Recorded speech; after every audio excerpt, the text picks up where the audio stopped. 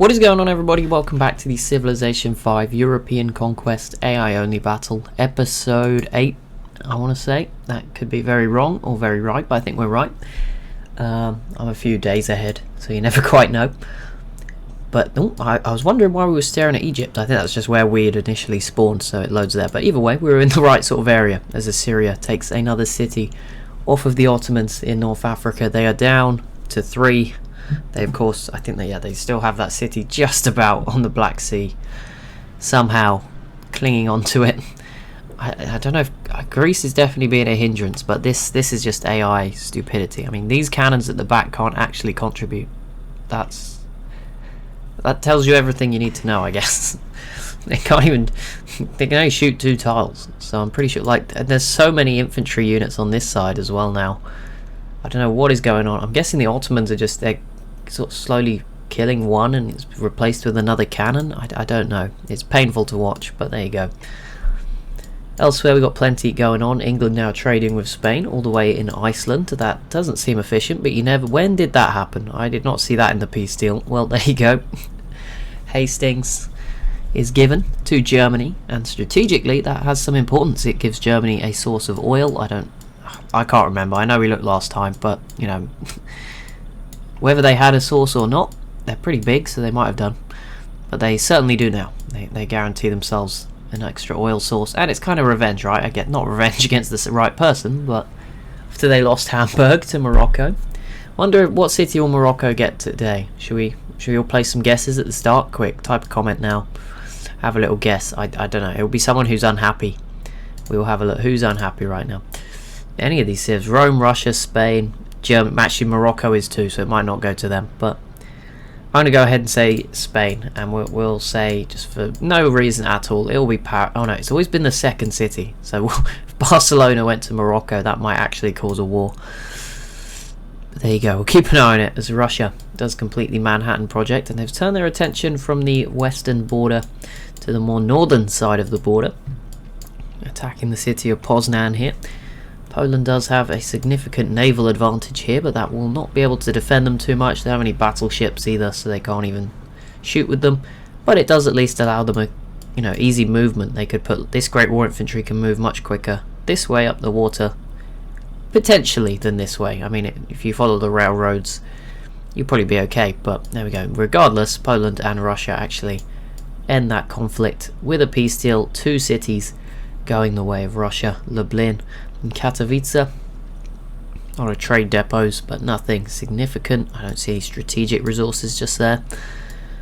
So it's not the end of the world, certainly. And the Huns put down another citadel towards Kaunas here.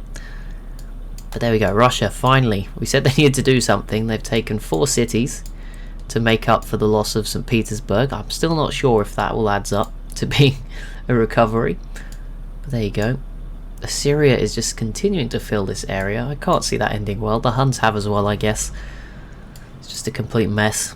Problem is, there's such big civs that like Sweden is not going to take the logical option to attack here, even though they're very safe. Rome v the Huns is now the main war, I believe, going on in the world, and it looks like Rome will at least grab this city off of the Huns in Anatolia, which, from a borders perspective, makes sense. But they got to be careful. Some of their own cities under attack. They now have some anti-air guns here though, which should definitely improve their defensive efforts. And they've also put this city under a bit of a siege, so maybe there's a chance. And there we go, Rome does take Zonguldak, the Turkish Hunnic city. So there we go. And there's no defense for this, so I think that will be staying with Rome for now, but it gives them a new stretch of border, or adds to their stretch of border with the Assyrians. Let's see what happens next. Maybe Pharsalos could come under attack. And the Ottomans lose another city to the Assyrians, so they are left with just 2. It is disintegrating pretty quickly for the Ottomans. Even the bad civs starting to have pretty modern militaries. You can see Morocco's not too shabby. Egypt's as well, pretty good modern units, infantry. England is a little bit back with Great War infantry and artillery, but they have submarines, so yeah, again, we're going to be into that modern warfare sort of age, which which has been quite exciting to watch, particularly in that last game, the Scandinavia one. So seeing it on a big scale here is pretty cool. We also have these huge frontal wars. We've just had a big one between Poland and, well, Russia and the Huns, and Russia and Poland, but this one between the Huns and Rome as well. Just two huge civs going at it for multiple cities, and kind of no real clear winner, at least in the first ones, as Assyria does remove the Ottomans from North Africa. They now possess all of this territory for themselves. They are definitely emerging. I think they are #1 in the world technically at the moment. I don't know what measure, I think that was based on winning like lots of demographics, but whatever we would maybe use to measure it. The hopes of getting to 1 do seem slim, but like I said, I'll just run it as far as I can, see what happens. How is this not happening? This is painful. I mean, the Ottomans will at least be around for a bit longer, I guess. This war continues as Versailles is now under siege, as well as these other cities that have all been taking damage. Rome is now pushing towards this one. If they could get this one on this side of the mountains, and if they'd have taken these two, and maybe this one as well, that would have set them up really good for the future, especially if they could add maybe some of these as well. That would really help as the World's Congress becomes the United Nations. There you go. Assyria, yes, they actually have a huge points lead over everyone else. 400 to the Huns, and then the Huns have a 300 or 250 lead to the next best civ, which was Spain. So there you go, for anyone wondering. But score takes in a lot of things. Religion is a big one, although the Huns do not have a religion, so... Oh my goodness, why does this not sort? The Greek religion, despite the Greeks being gone, has had the most influence. I thought that might happen. It was in the middle of the map. Spain and Morocco were early with their religions, but they were kind of competing with each other. I mean, Spain's is still the second best in 63 cities in Western Europe, but Morocco's was obviously hindered by Spain's existence. Greece was just right in the middle of the map. Buddhism has done well for Russia as well, 41. But yeah, England's religion, Spain's religion, Morocco's religion were in the west, kind of limited each other. Egypt's just never really got going because of Morocco being next to them as well. Poland's religion never got going, so yeah, that just left Spain, Russia, and so you've kind of got Spain in the west, Russia in the northeast, and then sort of southeast more, or south and middle, you've got Greece. So yeah, that kind of went that way. The Ottomans actually survived. They get a peace deal. That one's over. They'll probably die within like 1 turn when it breaks out again. And oh, did not see that one coming. Okay. Okay. Whoa, my goodness. Okay, the whole world is angry with Morocco.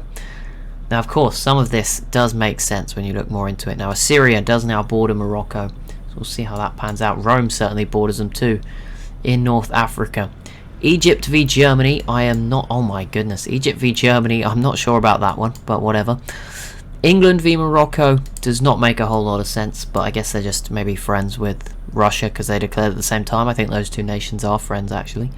Russia v Morocco doesn't make sense at the surface, but of course, if you've been watching every episode, the St. Petersburg revolt, I'm sure they'll take that back now. Then Morocco declaring themselves on Germany seems like a... I would have thought Germany would have attacked for Hamburg, but at the same time, or I think it was a turn late, not a turn later, but you know, not at the exact same time, Poland come in as well. So this is going to be very messy for Germany, who is still very slowly losing to Spain. So yeah, Poland might come in and eat up a whole lot of gains here. And Spain competes the Kremlin while we're here. But there we go, that was a ton of wars. That's a huge conflict breaking out across the map. And of course Rome not only fighting Morocco now, but they do still have to fight with the Huns. That's not over, and the Huns are now sort of going to free up all of these troops that were here, are in theory free to head on over, and they are heading west through sort of Crimea now towards them, as Rome again, they're just pouring into wars. That one again kind of makes sense if they want to take Alexandria, but they need to be careful. And the Ottomans not so important against Egypt, but there you go. And Morocco's already taken one of those cities off of Assyria, so that's not gone too well there, has it? But I think Poland, Germany could be this could be the really big one. Also, Poland has now settled here. That could be the one that really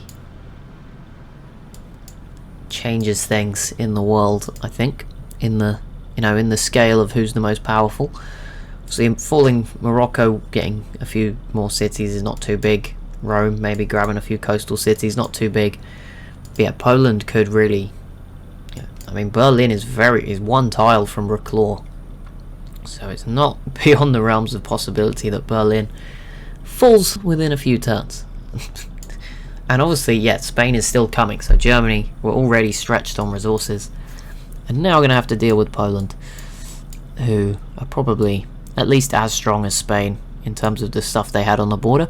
Rome does peace out with the Huns, and nothing changing hands any further than this city. But they were turning it around, I think. But obviously, maybe they were aware the Huns were bringing in many more units as Russia enters the information era.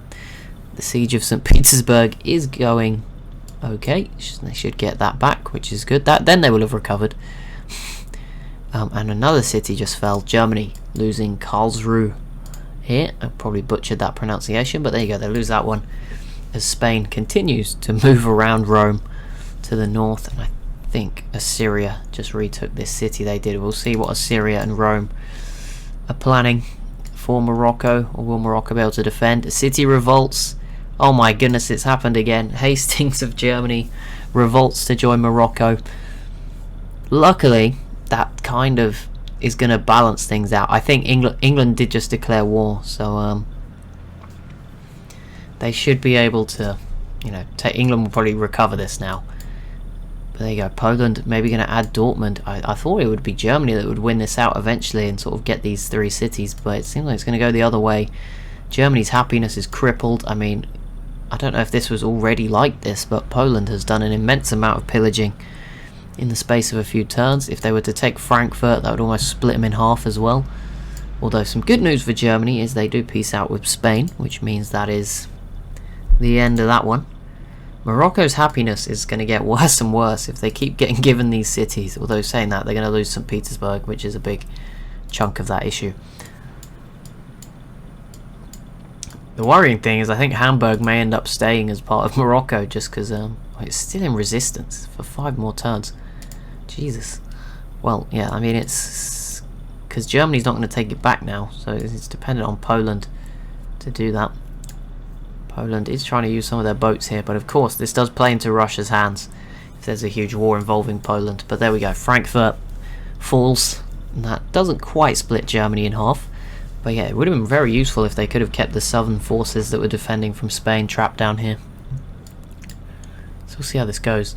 They need to make allies. I think Poland, Huns, something like that. That would be a good team. It looks like the Huns and Assyria are on good terms, but yeah, against Russia, Poland, they don't want to commit too much here. They needed this to be quick. And saying that, it looks like Berlin could begin to be sieged pretty heavily this turn, with a lot of artillery surrounding it. England does retake Hastings, so there we go. Matt didn't stay with Morocco for too long. England recovering their city and their oil resource, which could be quite important going forward. What else have we got here? Plenty of conflict and battles going on down here, but not too much for cities. Just this one repeatedly changing hands as Poland takes 2 cities. They grab Mönchengladbach on this island, which... strategic, I guess. It's not huge, but again, you don't want your boats all being bombarded every time they sail past, so that's a good win, I guess, for your navy. And the other city, I believe, yeah, Dortmund was this coastal city as Russia completes the siege of St. Petersburg. And Spain declares war on the Huns, which is huge. They're 2 of the biggest civs in the world, but they're actually they don't border each other. They have no way to get to each other, so it doesn't matter too much, but yeah, that is pretty big, I guess, but at the moment they have no way of doing anything to each other, so it's not a disaster. But yeah, Spain is looking good. I mean, they have most of France. I know Rome has some of it, but they also have parts of Britain, an island, and then obviously Iceland and all the resources, apart from the coal from up there. Cargo ship here from Sweden to England. It's always interesting to see who's trading with who and where it goes. Oh my goodness, okay Poland, you declared war on Attila, are you sure about that? I mean, they did just take Berlin, so there you go, that came quick, like I said, thought it would. Hamburg is actually now the city they need to connect everything. If they were to take Hamburg, obviously that's probably going to be the longest, and then these 4 cities here, That would not only clean up the borders, but it would make Poland look very menacing. In the middle, big red Germany there.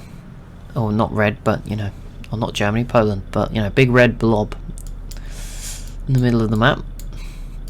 But we'll see how this plan, I mean, they certainly weren't on the Huns' border, and the Huns are over here. They've brought their troops over that were going to deal with Rome. So we'll see how this goes. I guess it just seems like there's a world sort of alliance against the Huns. Maybe. We saw Spain last turn, so maybe now Poland's getting involved. Berlin does fall and is liberated by the Germans. Or is retaken. But I think Poland will do the same and probably take a few units down with them later this turn. Continued fighting in North Africa, not leading to too much as Berlin falls into Poland's clutches again. Down to 2 population now though. The gaps in Spain are slowly filling up in Iberia, soon they'll have all these tiles at their disposal. They are also making use of aircraft carriers, which is good for them. Rome is beginning their attack on Alexandria as well. Okay. Keep an eye on what's going on. There is a lot going on. But yeah, I think Poland is going to lose these 2 southeastern cities. So that was a huge... I don't know what the idea was, but it's definitely going to backfire. This was not how it was supposed to go, Poland. I mean, if Russia joined in now, they would be in big trouble. I know there's probably a few more turns till Russia can join in, but it wouldn't take too long till that truce is over. And yeah, the Huns are just marching in. What a terrible move. Germany could end up retaking Hamburg, which I guess would allow Poland to then take it. So I guess there's that, but that's about it. Not much good news. Duisburg here has fallen. Again, giving Poland more Baltic control, but they're going to lose. They're big cities in the east, and Krakow and Warsaw aren't far away, so that's got to be concerning. But I mean, maybe they want to give up Kaunas, because I mean, eventually you feel like Russia will get it. They've failed multiple times, but you feel it's coming. The Huns trying here, though they should be able to. We'll keep an eye on this as Hamburg. As I said, if Hamburg falls to Germany, it would then be low, which could then let Poland get it, which from a border point of view would be fairly satisfying. It would connect Poland to their other cities, although it would split. Germany's already split, so it's, you know, best of both, best we can do. There it is, Germany retakes Hamburg to connect their north and south parts again, ever so slightly. But I think Poland is going to take Essen here and cut off the Danish Scandinavian cities. If Poland was smart, I mean, if they're going to keep fighting this and ignore the Huns, then I would at least try and get these cities, or try and get Sweden involved on your side, because they'd probably want to kick Germany out, and if Germany gets weak enough. There we go, Poland does take the city of Essen, which splits Germany in half again, and does give Poland now a land connection between their cities in the Benelux region, which are very empty. I think it's because it's not showing us farms, or maybe they aren't there, I don't know, but it's a bit worrying if this, it just looks very plain and empty, this territory. Another city revolts, surely. Oh my goodness, this is, I've seen this one on the mini-map. That is worse than Morocco. The happiness is biting, that is clear, as Sharukin here has joined Poland from Assyria. It's a 29 population city joining Poland.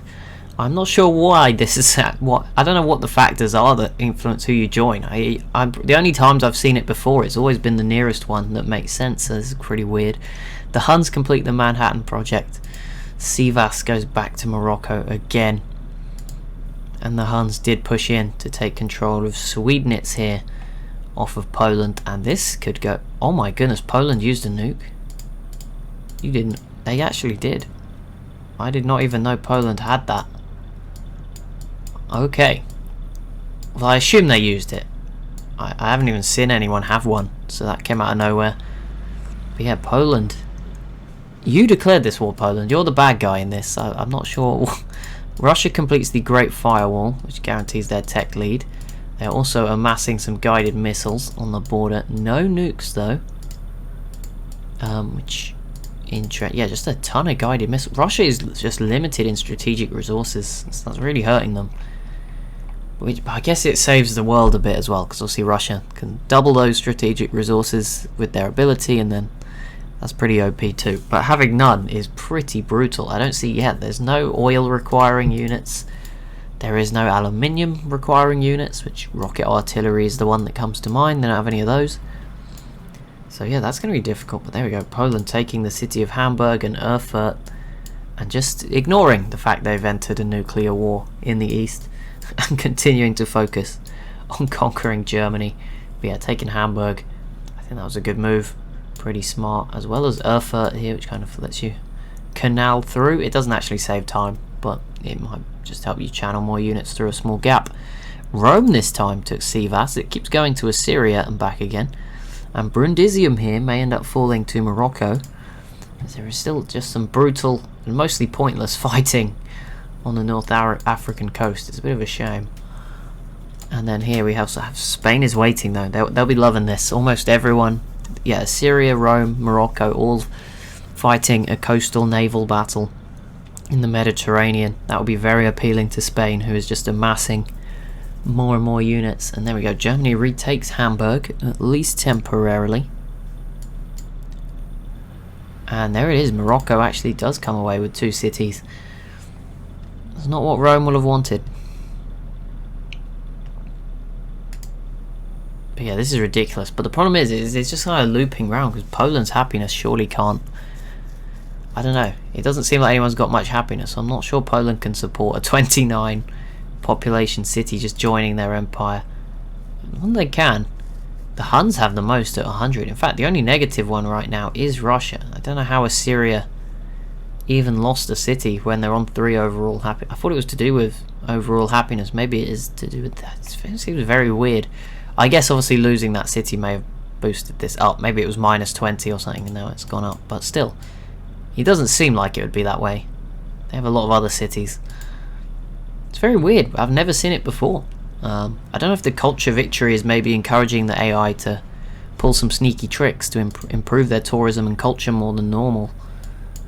But you know, it doesn't normally happen, so this is quite weird.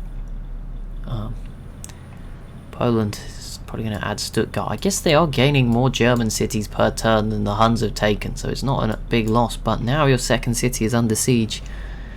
Might make you rethink things as Poland declares war on Rome. Who is in charge here? Who thinks these are good ideas? Poland? What's going on?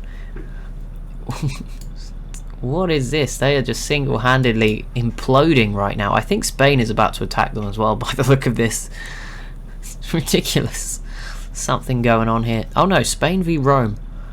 Okay, I mean that's actually super huge. So we'll see how that goes, and immediately that Spanish navy disperses.